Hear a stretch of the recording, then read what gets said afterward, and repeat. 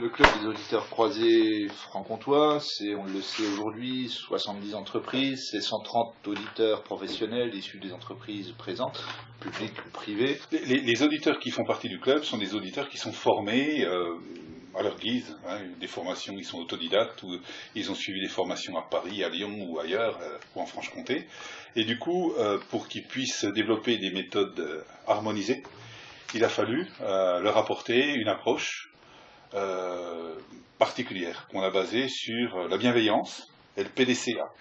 D'où la nécessité d'avoir édité un outil spécifique qui est le petit guide impertinent à l'usage des auditeurs internes. Voilà, dans lequel on rappelle les méthodes qui sont utilisées pour auditer naturellement un peu partout, mais particulièrement en Franche-Comté. Petit guide impertinent, sans cette méthode, les audits croisés seraient complexes. Disparate surtout, hein, c'est-à-dire qu'en fait chacun utiliserait sa propre technique d'audit, et ça c'était la première étape, donc apporter une approche harmonisée. Et puis, je répète, basée sur la bienveillance et sur l'approche, enfin, sur un des principes basiques de la qualité qui est le PDCA.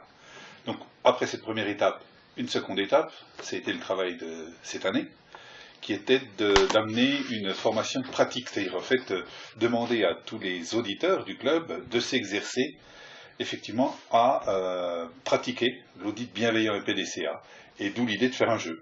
D'où l'idée de Panique à la maison de retraite, qui contient normalement tout le matériel nécessaire pour s'exercer, s'entraîner à l'audit croisé. Alors, ce jeu, il s'adresse à qui? Enfin, des groupes de quelle taille, déjà? Donc, je souhaite former des auditeurs à l'audit croisé. J'ai un groupe à former, entre 17 et 50 personnes. J'ai l'ensemble du matériel qui me permet de le faire. Un scénario complet et l'ensemble du matériel qui me permet de mener ce jeu sur une journée complète. Qui est pas anodin, où on a un livret de l'animateur qui contient l'ensemble des consignes pour mener une séance dans sa totalité, sachant que Panique à la maison de retraite, c'est une étude de cas réelle, avec un certain nombre de dysfonctionnements qui sont insérés dans le scénario.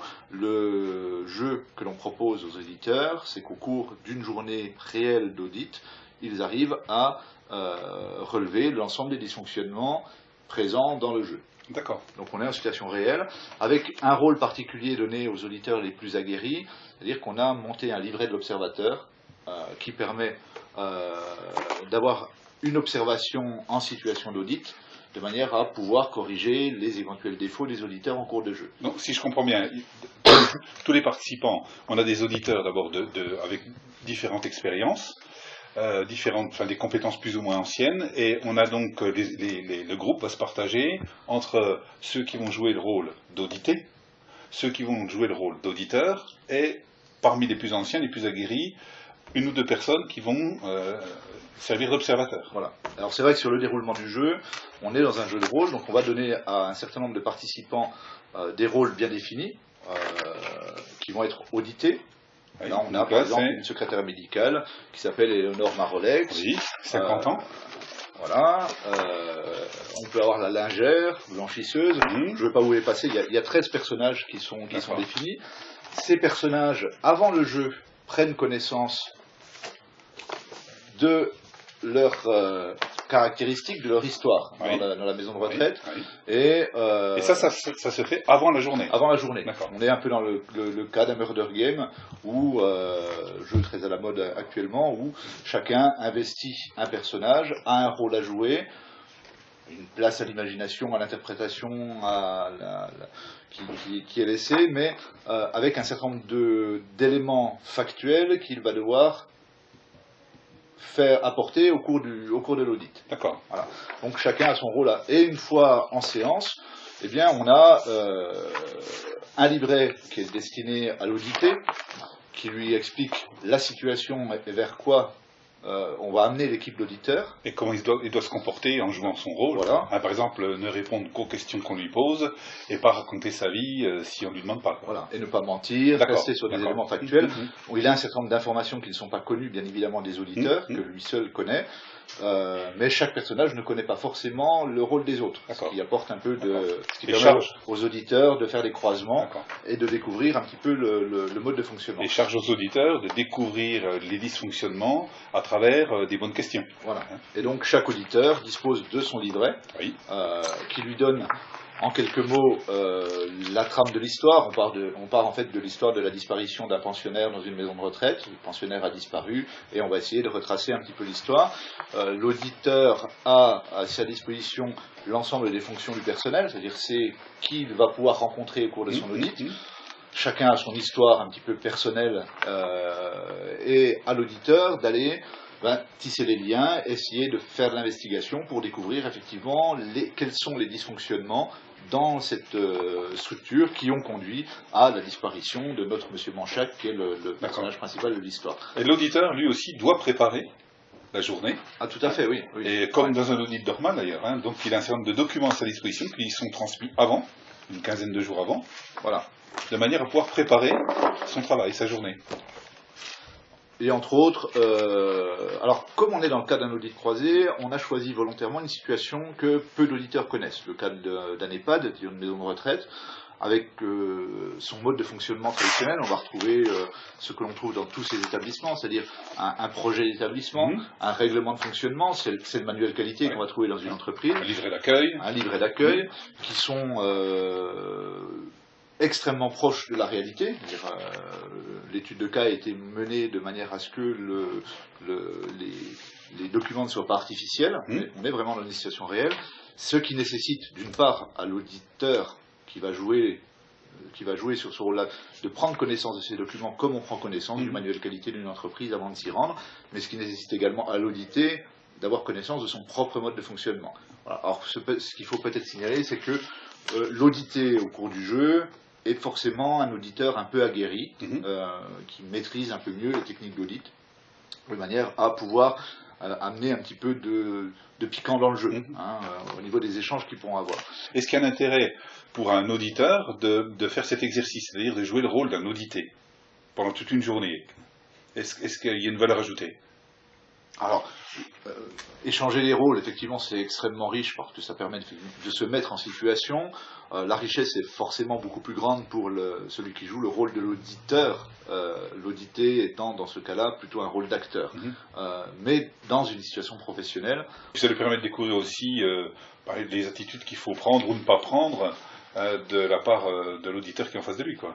Voilà, sachant que, on y viendra tout à l'heure, mais l'intérêt de ce jeu, outre le fait de vivre une séquence un peu spéciale, tient beaucoup à la phase d'évaluation qui va conclure cette séquence, où pendant que les auditeurs rédigeront leur rapport d'audit comme ils le feraient dans une entreprise, les audités et les observateurs vont débriefer sur les conditions de déroulement de l'audit, de manière à mettre en exergue tous les points forts, les points faibles ou les défaillances éventuelles des techniques d'audit qui auront été utilisées. Donc pouvoir faire un feedback sur les auditeurs ou aux auditeurs eux-mêmes qui ont participé à la séance. D'accord, pour être plus clair, parce que là j'ai pas compris, j'ai pas tout compris.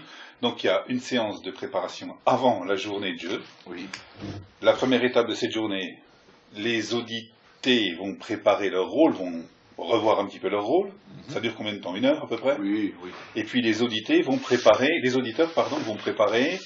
leur travail de la journée, c'est-à-dire ils vont planifier tous les audits de tout le personnel. Voilà. D'accord. C'est réaliser un plan d'audit comme on le fait traditionnellement en entreprise quand on va faire un audit. Voilà, donc ça c'est la partie préparation en début de matinée. Tout à fait. Et ensuite il y a les audits. La partie audit sur le terrain, on rentre dans le murder game ou on rentre sur le jeu de rôle. D'accord, donc des binômes d'auditeurs vont rencontrer 1 ou 2 ou 3 personnages de l'histoire, voilà. Donc des personnels de la maison de retraite. Voilà. Après la phase d'échange et d'audit proprement dit, la séance qui rentre le plus dans le cadre de la journée de formation vont être les séquences de synthèse. Première synthèse, celle des auditeurs qui vont réaliser leur rapport d'audit comme ils le feraient en entreprise, en espérant qu'ils aient détecté les non-conformités ou les écarts qui étaient présents dans le scénario du jeu, et d'autre part, séparément, auditeurs et observateurs vont débriefer sur les conditions de réalisation de l'audit, c'est-à-dire sur l'attitude des auditeurs, les erreurs éventuelles, des techniques d'audit, le questionnement qui a été utilisé. Est-ce qu'ils ont été bienveillants, est-ce qu'ils ont suivi les étapes du PDCA, etc. Voilà, donc on a en fait deux éléments de synthèse qui vont être générés par ce jeu.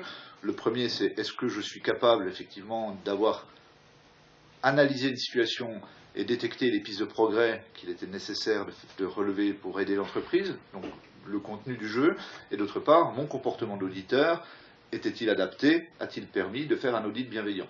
Donc on retrouve les deux éléments essentiels qu'on va demander à un auditeur croisé, c'est-à-dire apporter de la valeur ajoutée à l'entreprise en détectant les points faibles d'une organisation et les pistes de progrès éventuelles.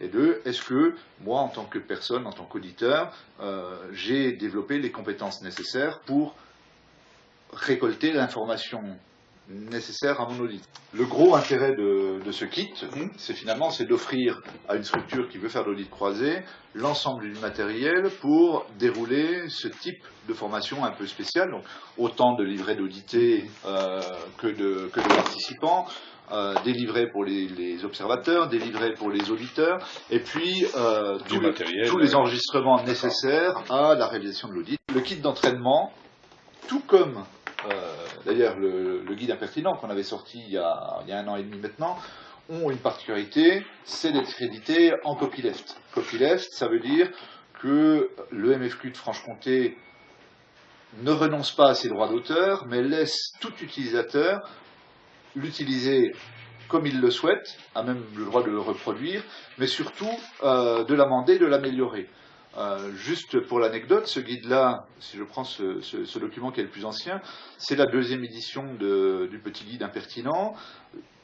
Entre la première et la 2e édition, il y a eu tout l'ajout des centaines d'auditeurs qui l'ont utilisé, qui nous ont permis d'améliorer le système. C'est le principe du copyleft, c'est-à-dire le copyleft, c'est j'ai le droit d'utiliser, j'ai le droit de modifier, je ne peux pas enlever les droits d'auteur initiaux, je peux m'ajouter comme nouvel auteur, mais j'en fais profiter la communauté, c'est-à-dire de tout ce que je peux améliorer dedans, j'en fais profiter tous les premiers utilisateurs. Donc j'espère que ce kit qu'on diffusera largement sur les autres structures MFQ ou d'autres structures à travers la France, nous permettra, à travers le retour que l'on nous pourra avoir, d'améliorer cet outil et de créer sans arrêt un outil de plus en plus performant.